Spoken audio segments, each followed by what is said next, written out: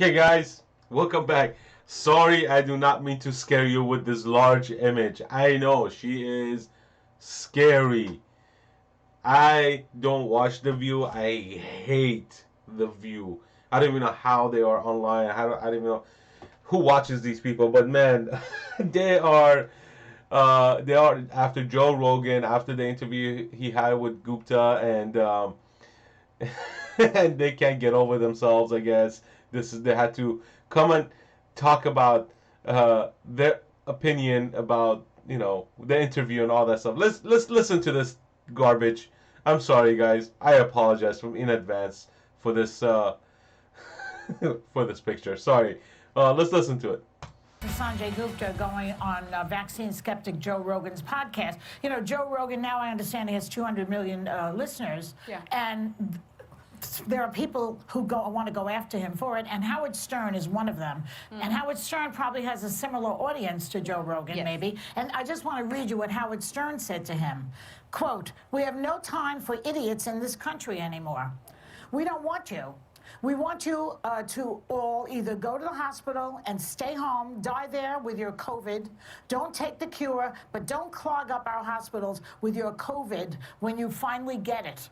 That is a very, very harsh statement from Howard Stern, directed at Joe Rogan. But then I don't think by saying you're an idiot is going to change a person's mind. That's why I love Sanjay didn't even change his mind. But you're not going to change your mind. You're not trying to change Joe's mind, but out of 200 million people that are listening, there might be a mind change. And Sanjay respected. What should she have said? He respected Joe enough to actually go on there. No, I'm going to jump in here. I Let's think hear we it, need to have more conversations, not less. We Yes. now run to our own echo chambers, and we would rather have applause from preaching to our own choirs than actually moving the needle at all. I think this was so important to go on there, not to convince Joe Rogan, and not to have the intention of convincing anyone else. Provide the facts.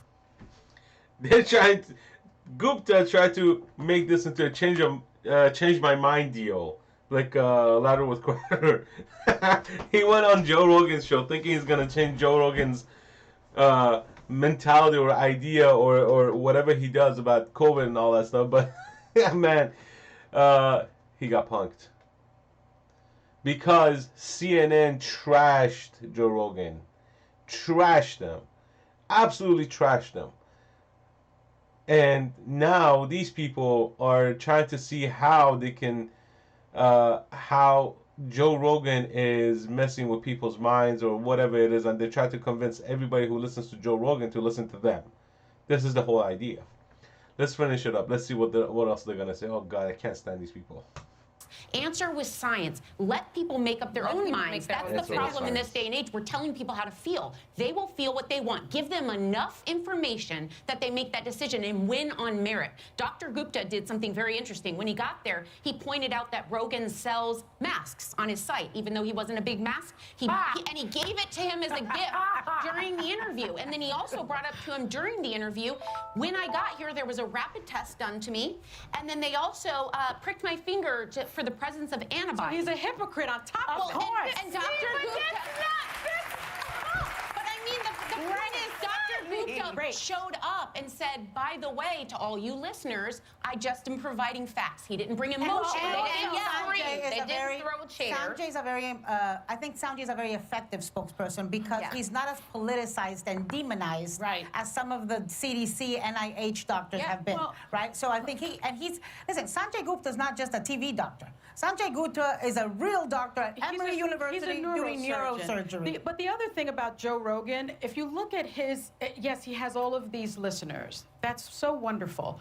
But some of the stuff that he has said, he's transphobic. He's Islamophobic. Racist. He has said racist things. I mean, another one with the trifecta of bigotry. And these people continue to listen to him. He has advised young people, if you're young and you're healthy, don't take the vaccine. There you go. They made it again about race. They made it about transphobic. They made it about this. They made it about that. Get a life. Get a life. You'll never get to his level, and you are just hating on the guy for getting where he's at because he speaks the truth. And you guys don't. I think if you are still listening to him, knowing his history I'm not interested in reaching out to you. I would like to ask something. They might be crazy, and they might be, you know, you might want to call them crazy, you might want to call them stupid, you might want to call them idiots. Here's the problem. That idiot might be your shoe salesman. That idiot might be your cashier at the Publix. And what about it? You're getting exposed to that. You're getting exposed to that person who you think is crazy Well, so or when idiotic. Terry says you don't call, what would you like him to say in 5 seconds? What would I like Sanjay to say? What would you like him to say? You say, don't call people idiots. Because What I should don't we want do? anybody calling me an idiot for what I believe in. Yeah. You were going to change my mind when you have a respectful discourse, because I want to make my own decisions. There are people that still listen to Joe that still they're wavering. And because Sanjay went on there and said things about the mask and about the pricking the finger, they might go, oh, if I can change one heart, another heart can change another heart. I hope you're right. Extend a little grace. I hope you're right. Amen. Not an idiot. Well, at least she said something right. Don't call people idiots if you want to change their mind. Don't call people morons, anti-vax, or a Republican for that matter, because they haven't made a choice, or they haven't made a they haven't felt of taking action on whatever they want to do. That's not how you convince people. You want to convince people, you give them some facts, you give them some information, you give them numbers. Not just name calling, because apparently, you know, in your head, if you name call a large group of people, and all of a sudden, because they don't want to be called that name, they're going to change their mind and join your team. No. That's not how it works. People make decisions based on information that they have on hand, based on information they get from whoever they're getting it from, for whatever they want to do.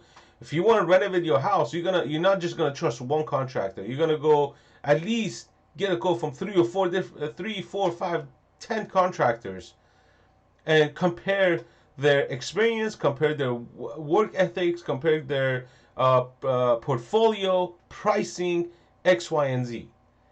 Just because 15 people said this guy does an amazing job doesn't mean that you have to go with that guy. You still can go and research and find somebody else. You don't have to do what everybody else does. That's the whole point. But yet, you have a group of people sitting here who think alike, and everybody or whoever that doesn't think like them, you're a moron. Anyways, guys, I'm going to keep it short. Hit the like button, hit the share button, subscribe to the channel, and put your comments right below.